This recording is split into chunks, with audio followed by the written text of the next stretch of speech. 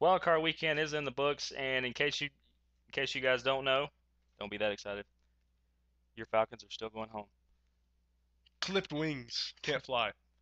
But we're here to talk about AFC stuff, and hell, let's start with the game that kicked it all off. Actually, the Cincinnati Bengals against the Houston Texans. Snooze alert. Exactly. Even if you watch the game, 41 points were scored. Not real sure by who, but I'm pretty I sure think the TJ Yates refs TJ had a Yates is touchdown, probably going to have at least a $20 million contract next year. more than likely. Definitely. But Houston moves on with that one.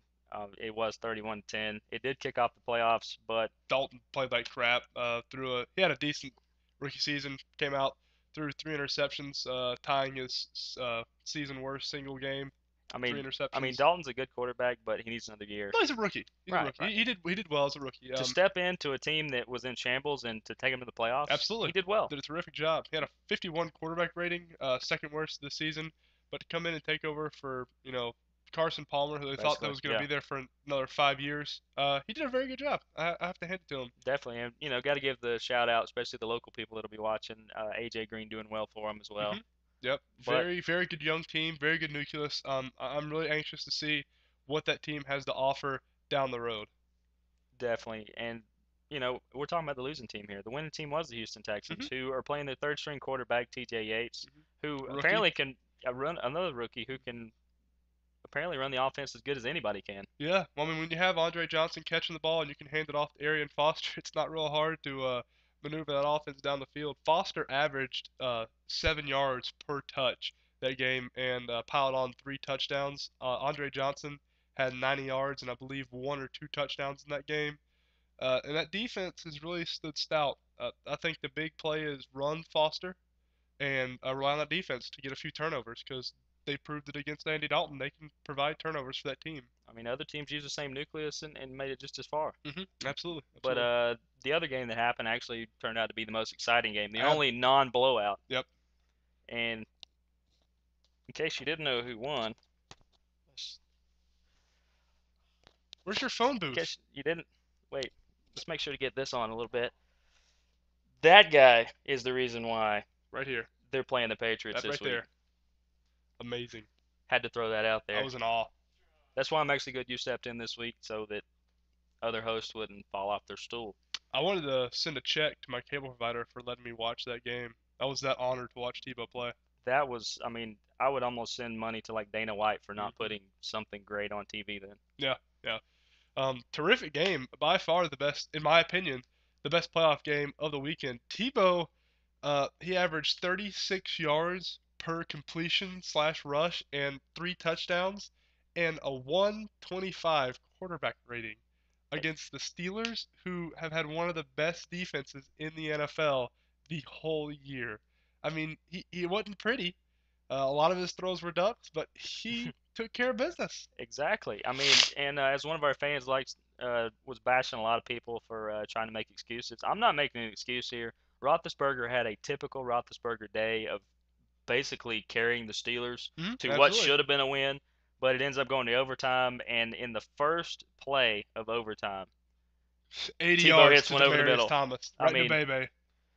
Just you ridiculous. couldn't script magic this much. And to give the Steelers a little, they were injured. They had a lot of They were. injuries on the defensive front and the offensive line. Well, Denver was missing Decker since the first quarter. Yeah, yeah. I mean, That's the target. yeah, yeah. So both teams were really banged up, but Steelers had a lot more people on the injured list than the Broncos. But the Broncos came out and they did what they were supposed to do, Yep. took care of business and got a win. Broncos were only the second team to put up 21 plus points against the Steelers this year. I mean that defense has only allowed, I believe, one 40-yard reception all season. The Broncos receivers had three 40 plus yard receptions in one game. So they really did torch that defense. And as the perfect segue into the games this week, Yep. the winner of the most exciting wild card round game gets a date with the Patriots at Gillette Field. I feel bad for them now. I'm not sure you call that a winner at that point. That's more of a loss. And I'll sit here in the Tebow shirt and tell you that they're not going to beat the Patriots. I know you may think otherwise. There's just I don't think you're gonna Well, beat Brady. there was a reason I wore white, and that's because the Mile High Messiah is perfect. And he wears this undirtified shirt, the glorious white glowing that Tebow will be wearing, and will be winning in Foxborough this week.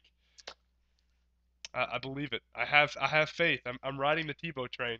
The big the big thing for them this week is don't turn the ball over. And in the losses this season that Tebow and the Broncos have suffered, they're negative 13 in the turnover margin.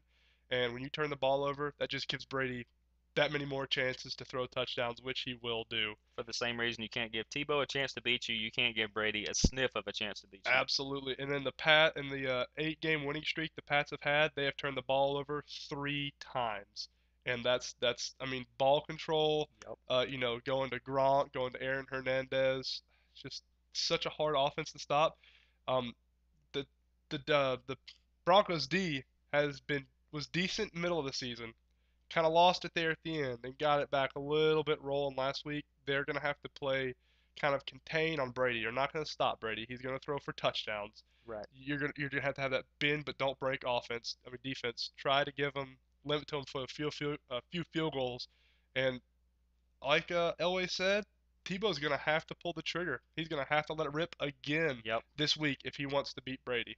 I mean, the defense can be beaten, but once again, I'm gonna have to bring up the Patriots are putting up all this offense Absolutely. Yeah. without a deep threat. Yep. So no guesswork as to who they're taking in the first round. It's gonna be a deep threat receiver. It's disturbing that they don't have a deep threat receiver. They're averaging 418 yards per game the past 8 wins. He's he's only a handful of yards under Breeze for the season total, Mhm, and Breeze has at a lot more least at weapons. least three more deep Absolutely. threats. But I think the key here is can Tebow go to town on a very undermanned and under-talented Pats defense? Because that's the only way he's going to keep up with Brady. It's going to be a scoring bout. I see it high 30s, low 40s if the Broncos are going to have a chance to win this game. Definitely. And to hit the early Sunday game, the same Texans that beat the Bengals are against the Ravens. I hmm mean, does Flacco show up for this? I don't know if it has so much to do with Flacco as it does for Ray Rice. Ray Rice has been one of the only consistent running backs in the NFL this year. The Ravens are favored by 9, and every single time the Texans have lost this year, they have lost by 7. So that's a very, very interesting spread from a betting man's standpoint. Definitely. We'll recap the spreads here in a second again.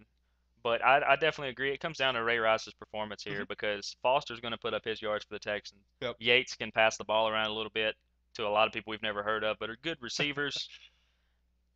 And Flacco's going to be Flacco. The same thing I say about Big Ben. They're going to put up 17 to 20 points, hmm what they always average. Gonna play stout defense just like they always do. If they can keep the Texans to two scores, game's over. Yeah, I think the big key is can the front of the Texans, who have been the number one defense overall in some categories this year, can they negate Ray Rice? Can they force Flacco to win this football game? And I think that's going to be the key here. The Texans have enough weapons on offense where they can put up a few points. Foster's averaging 6 yards per touch this season. Andre Johnson is always a threat when he's healthy.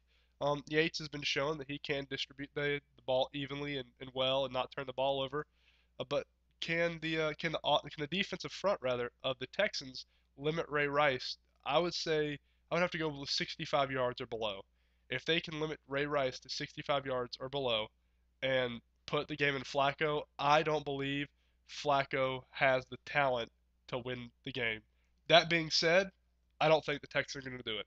I think Ray Rice has a big game. I think he has over 100 yards rushing and maybe 2 touchdowns. I'm going to have to go with the Ravens on this one. That's the same numbers I was going to give him at least. I'd probably say just to put a number on it, I'll say 123, two touchdowns, and Flacco will throw for one as well. hmm Ravens are going to take this game easy. If the Ravens score 3 touchdowns, it's over with that defense. Yep, Yep. absolutely. They can shut down a Houston offense before it gets started. hmm But to recap real quick, let's see. Baltimore is favored by 9 in this game actually, so that's not bad to bet on. That's anytime there's a bet, anytime there's a spread and it's over 7, that always catches my eye because NFL bookkeepers, as they like to call them, rarely set lines over 7, and if they do, I always stay away from them just because I'm kind of a cautious better person. Anytime they set a line over 7, I always write that game off. I never bet a line over 7.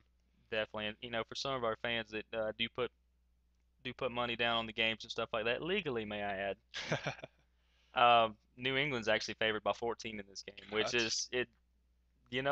That's worth probably going against that one. Yeah, I once again, I hands I would not bet on that. Over 7, I don't bet on that. I would probably go against it.